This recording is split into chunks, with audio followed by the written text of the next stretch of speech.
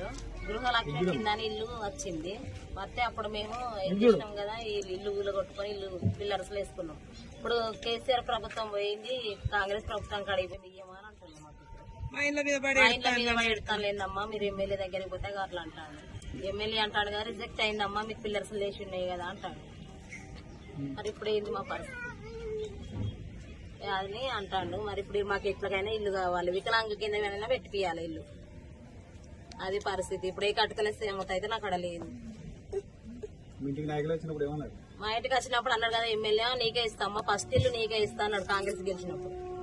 First ఇల్లు ఇస్తానంటే ఇప్పుడు పోతే మా ఇంటికి రాలే అంటాడు ఎమ్మెల్యే. మరి ఇప్పుడు పరిస్థితి కార్పొరేటర్ దగ్గర పోతే కట్టిద్దాం తీయమ్మ, మరి అడుగుదామని అన్నాడు సారు. ఇప్పుడు ఆయన నచ్చింది. లేదు మా పరిస్థితి. లింగంపల్లి నిర్మల సరే.